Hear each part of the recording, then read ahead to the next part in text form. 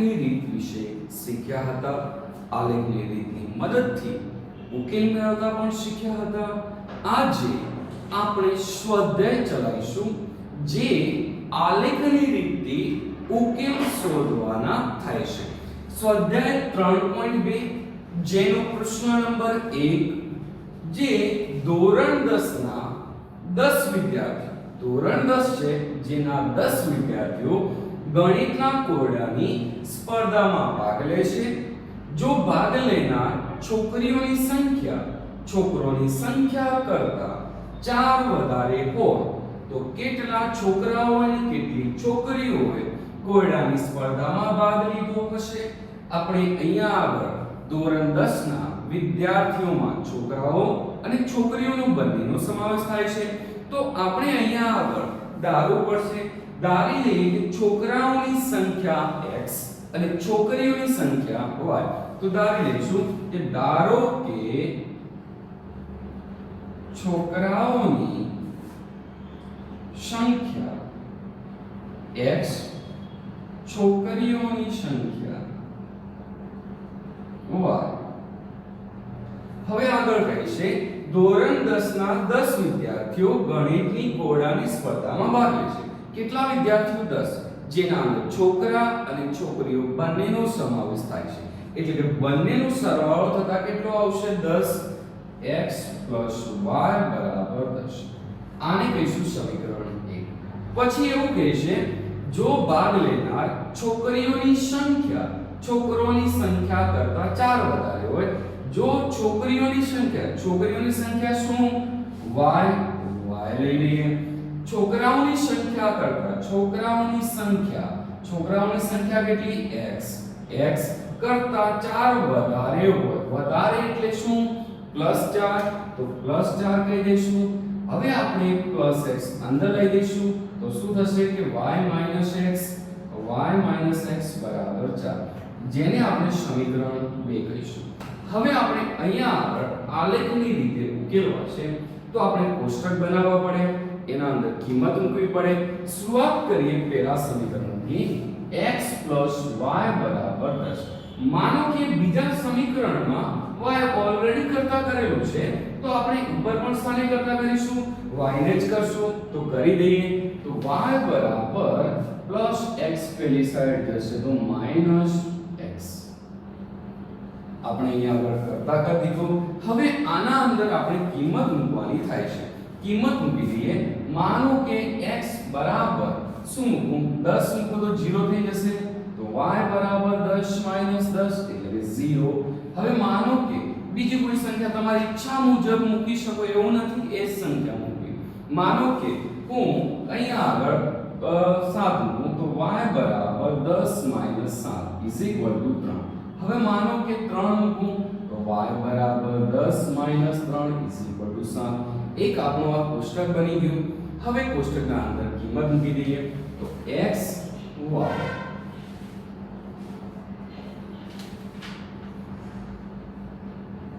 x કેટલું 10, y કેટલું 0, x 7, y 3, x 3, y 7.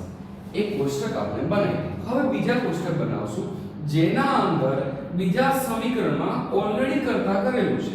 y = x + 4, y = x + 4. બની શકે ત્યાં સુધી જે આપણે કિંમત લીધી હતી એ જ લેવાનો પ્રયત્ન કરો કે જેથી એનું ઉકેલ ગણ પણ એ મળી શકે. માનો કે હું અહીંયા આગળ શરૂઆત કરીએ x = 3 મૂકીશું તો y = 3 + 4 = 7. x = 7 મૂકીશું y = 7 + 4 7 ને 4 11. x = 10 મૂકું 10 + 4 = 14. આનું આપણે કોષ્ટક બનાવી દઈએ. કોષ્ટક બનાવીશું તો x અને y.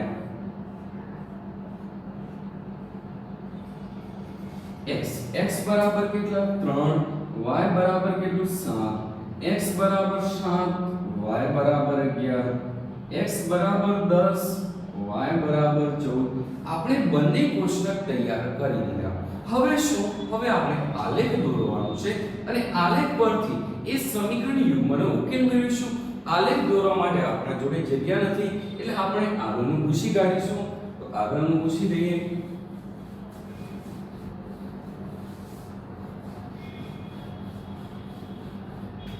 હવે જો આપણા જોડે આલેખના અંદર x અક્ષ પર સૌથી મોટી સંખ્યા કેટલી છે? 10, 7, 3 સૌથી મોટી 10. y અક્ષ પર સૌથી મોટી સંખ્યા કઈ? 0, 3, 7, 7, 11, 14. એટલે કે 14 સુધી સંખ્યા y અક્ષ પર લેવાની, x અક્ષ પર 10 લેવાની છે. એનો મતલબ આપણે 11 અંદાજિત લઈ શકીએ. અને બીજું બંને ધન છે એટલે પ્રથમ ચરણમાં પણ દર્શાવી શકાય. તો એને આપણે પ્રથમ ચરણના અંદર દર્શાવી દઈએ.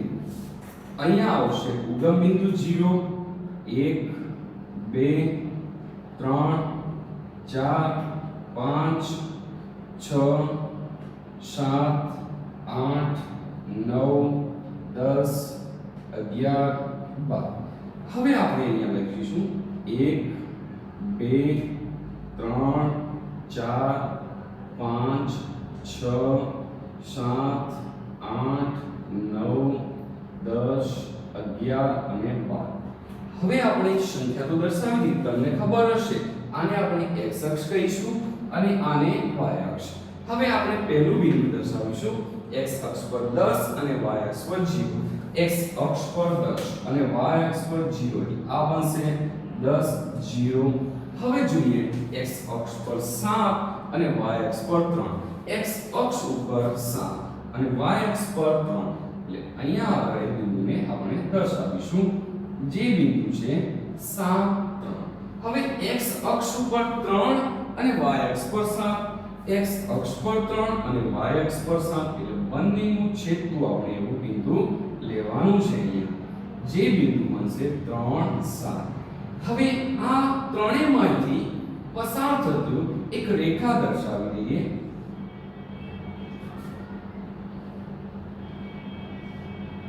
એક રેખાનું કામ થઈ ગયું. હવે બીજી રેખાની વાત કરશું. x અક્ષ પર 3 અને y અક્ષ પર 7. x અક્ષ પર 3 અને y અક્ષ પર 7 એટલે અહીંયા આગળ ઓલરેડી આપણે દર્શાવી દીધું છે. બીજું x અક્ષ પર 7 અને y અક્ષ પર 11. x અક્ષ પર 7 અને y અક્ષ પર 11. 11 એટલે 7 અને 11 નો સમાવેશ થતો હોય એવું બિંદુ આપણે 7, 11 લઈએ. પછી શું? x અક્ષ પર 10 અને y અક્ષ પર 14. x અક્ષ પર 10 અને y અક્ષ પર 14. આપણે હજુ પણ લેવા પડશે 13 અને 14. તો આપણે આ સાઈડ એક બીજું લઈશું 10 અને 14,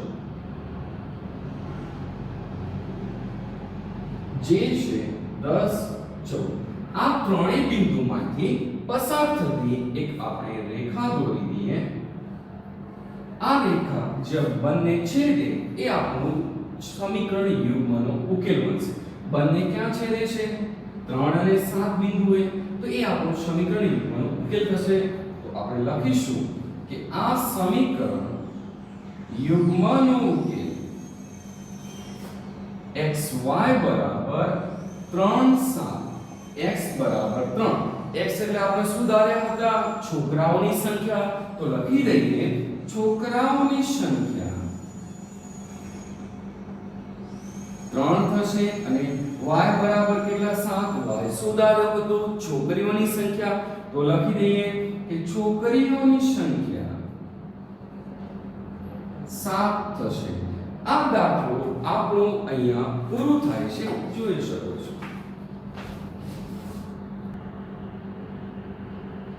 હવે આપણે એક બીજા દાખલા પર જઈશું, જે દાખલા નંબર 2 આપેલું છે.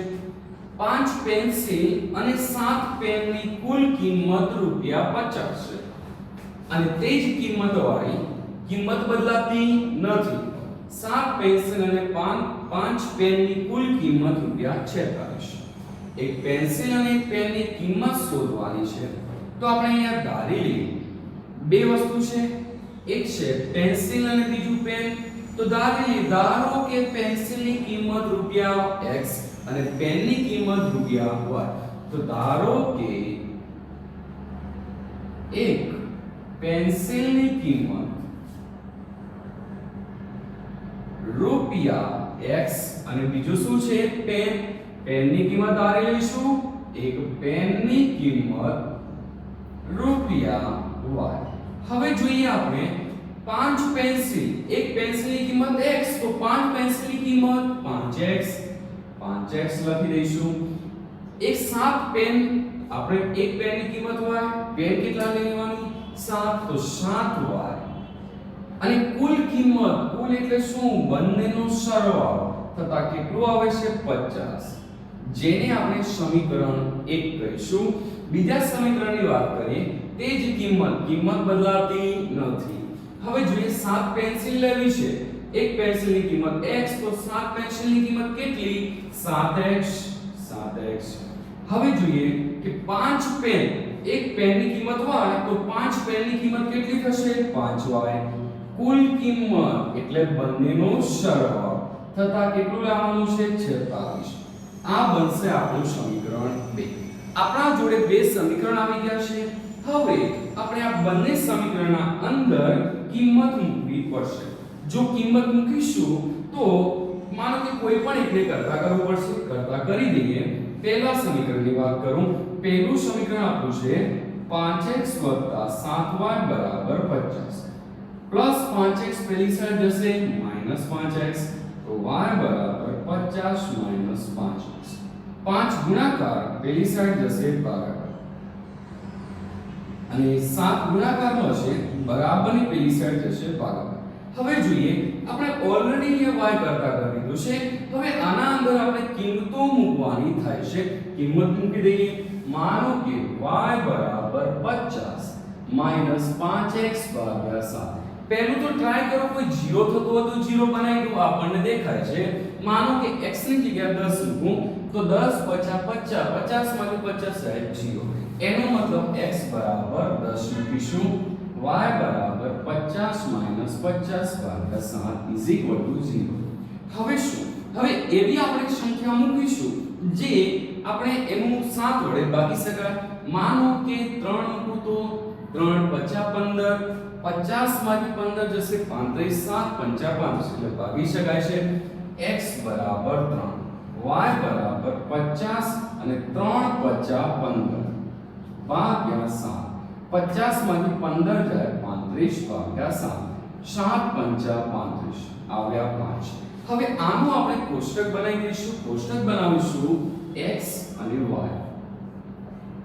x બરાબર કેટલા 10, y બરાબર 0, x બરાબર 3, y બરાબર 5. હવે આપણે વધારે કોઈ સંખ્યા લેવી નથી, બે તો ઇનફ છે.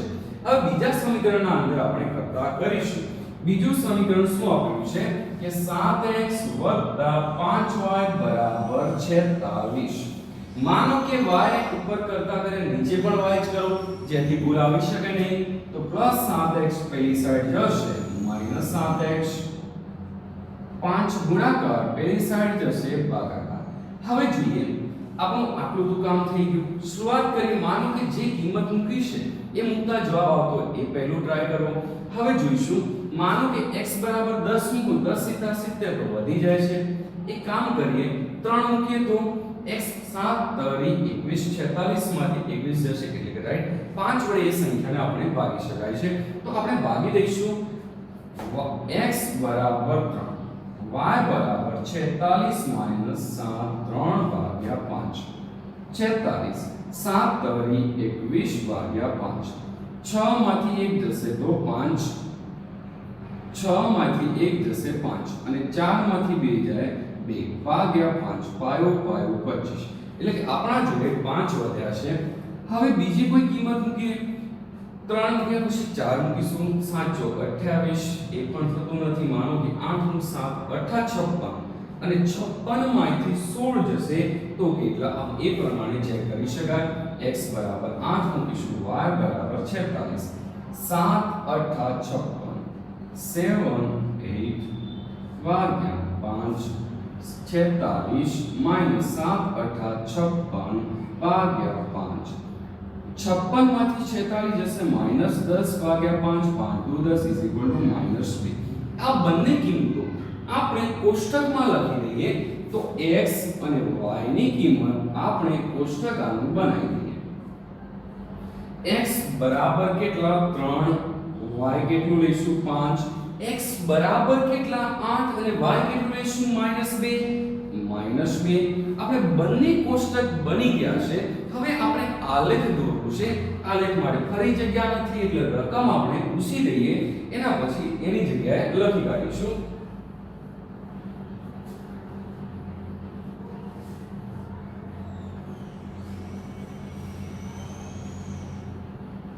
હવે આપણે રકમ જોઈ લઈએ કે x માં સૌથી મોટી સંખ્યા 10 અને અહીંયા 8 અને y માં સૌથી મોટી 5 અને માઈનસ પણ છે, એટલે y માં પ્લસ માઈનસ વાળી આપણે લેવાની છે.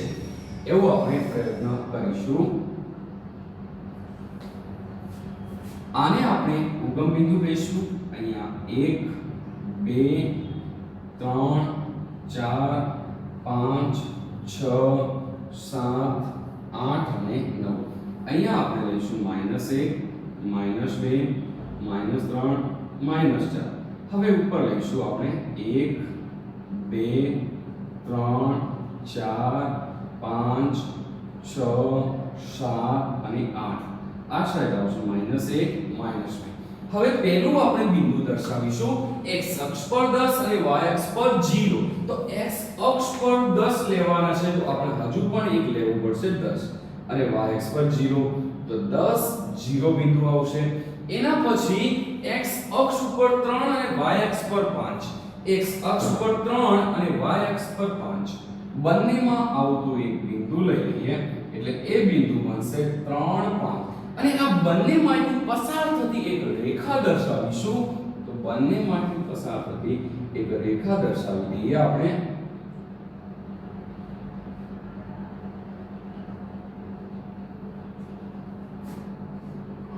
આપણી એક આ રેખા બની ગઈ. હવે બીજા સમીકરણ પરથી જે કોષ્ટક બનાવ્યો છે એનામાંથી પણ આપણે દર્શાવી દઈશું. x અક્ષ પર 3 અને y અક્ષ પર 5, x અક્ષ પર 3 અને y અક્ષ પર 5, પછી x અક્ષ પર 8 અને y અક્ષ પર 2, x અક્ષ પર 8 અને y અક્ષ પર 2. આ બંનેનો છેદતું અહીંયા બિંદુ આપણે દર્શાવીશું. હવે આનામાંથી પણ પસાર થતું હોય આપણે એવું દોરીશું. જે બન્યું આપણું એના અંદર હવે ઉકેલ શું છે એ તો દર્શાવવું પડશે ને. ઉકેલ કયા બિંદુ બને છેદે છે કે 3. તો આપણે લખી દઈએ કે સમીકરણ યુગ્મનો ઉકેલ xy બરાબર 3 5 થશે. આપણે x બરાબર શું ધાર્યું હતું? પેન્સિલ. તો આપણે કહી દઈએ પેન્સિલની સંખ્યા, પેન્સિલની કિંમત રૂપિયા 3 થશે અને પેનની કિંમત, પેન એટલે y કેટલી થશે 5. આ આપણો જવાબ બનશે. આપણે એક નવા પ્રશ્ન પર જઈશું, જે પ્રશ્ન નંબર 2 છે. નીચેના સુરેખ સમીકરણ યુગ્મથી બનતી રેખાઓ એક બિંદુમાં છેદે છે, સમાંતર છે. આપણે એવું બતાવવાનું છે કે એક બિંદુમાં છેદે છે, બીજું એવું બતાવવાનું છે કે સમાંતર છે, અને ત્રીજું એવું બતાવવાનું છે કે આ સંપાતી છે કે કેમ. એ પણ કેની મદદથી કે a1/a2 b1/b2 c1/c2 ગુણોત્તરની તુલના કરવી છે. જે આપણે રેખાઓ, 3 પ્રકારની રેખાઓ વિશે શીખ્યા હતા.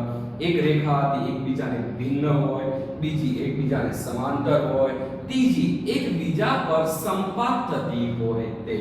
શરૂઆત કરીએ પહેલા દાખલાથી. એક દાખલો લઈશું કે 5x 4y 8 બરાબર 0, 7x 6y 9 બરાબર 0. આ બંનેનું આપણે પ્રમાણિત સ્વરૂપ સાથે સરખાવી દઈએ. તો પહેલું કરશું a1x b1y c1 બરાબર 0, a2x b2y c2 બરાબર 0. સૌપ્રથમ તુલના કરીએ a1/a2. a1 એટલે કેટલા 5, a2 x સાથે ગુણ્યા a2 x સાથે કેટલા ગુણ્યા 7. હવે આપણે કરીશું b1/b2. b1 એટલે કેટલા -4 અને b2 કેટલા 6. 2 દૂ 4 ને 3 દૂ 6 -2/3. શું આ બંને સમાન આવે છે? ના. તો આગળ પણ કોઈ ચેક કરવાની જરૂર નથી. જો સમાન ન આવતું હોય એનો મતલબ કે શું a1 a2 not is equal to b1 b2 આ કઈ શરત પહેલી બંને રેખાઓ કેવી હોય ભિન્ન ભિન્ન તો એક જ બિંદુમાં છેદી શકાય એટલે આપણે કહી શકાય કે એક બિંદુમાં છેદે છે માટે આ બે રેખાઓ ભિન્ન ભિન્ન છે અને એક બિંદુમાં છેદે છે હવે એક બીજા દાખલાની આપણે ચર્ચા કરશું તો થોડી વધારે ખ્યાલ આવી શકશે આપણને આ બંને રેખાઓ આપી છે ફરી એમને આપણે પ્રમાણિત સ્વરૂપ સાથે સરખાવી દઈએ પહેલાને કહીશું a1x b1y c1 બરાબર 0 a2x b2y c2 બરાબર 0 तुलना करवानी है सौप्रथम a1 a2 तो a1 a2 a1 કેટલા 9 a2 કેટલા 18 9 2 18 1/2 હવે આપણે કરીશું b1 b2 b1 કેટલા 3 b2 કેટલા 6 3 2 6 એટલે 1/2 આ બંને સમાન આયા તો ત્રીજો પણ ચકાસી લઈશું c1 c2 C1 કેટલા 12 C2 કેટલા 24 12 2 24 એટલે કે 1/2 ત્રણે ત્રણ કેવું આવ્યું સમાન કે a1 a2 b1 b2 c1 c2 1/2 ત્રણે ત્રણ સમાન હોય તો આ રેખા કેવી કહેવાય એકબીજાને સંપાતી એકબીજાને કેવી થાય છે સંપાત એટલે કે આપણે શું કહીશું સંપાતી છે આ બે રેખાઓ એકબીજા પર સંપાતી છે આ દાખલો અહીંયા પૂરો થાય છે બીજો દાખલો હવે જોઈશું આપણે દાખલા નંબર બીજાનું ત્રીજું વાક્ય તો એ બતાવી દઈએ કે જો આપણા જોડે બે સમીકરણ આપ્યા છે એને પ્રમાણિત સ્વરૂપ સાથે સરખાવી દો a1x b1y c1 બરાબર 0 a2x b2y c2 બરાબર 0 હવે શું આપણને ખબર છે કે આપણે તુલના કરવાની છે દરેકની સૌપ્રથમ વાત કરીએ a1 a2 a1 એટલે કેટલા 6 a2 એટલે કેટલા 2 2 તરી 6 હવે આપણે લઈશું b1 b2 b1 કેટલા -3 અને b2 કેટલા -1 minus plus 3 c1 c2 c1 કેટલા 10 9 આ ઉડતું નથી આ બંને સમાન છે પણ c1 c2 સમાન નથી એનો મતલબ a1 a2 b1 b2 not c1 c2 એના સાથે સમાન થતી નથી તો આ કેવી રેખા હોઈ શકે એકબીજાને સમાંતર તો આપણે કહી શકાય કે આ બે રેખાઓ પરસ્પર સમાંતર છે આ દાખલો આપણો અહીંયા પૂરું થાય છે આ લેક્ચર પણ આપણે અહીંયા પૂરું થાય છે આવતા લેક્ચરમાં આપણે મળીશું થેન્ક યુ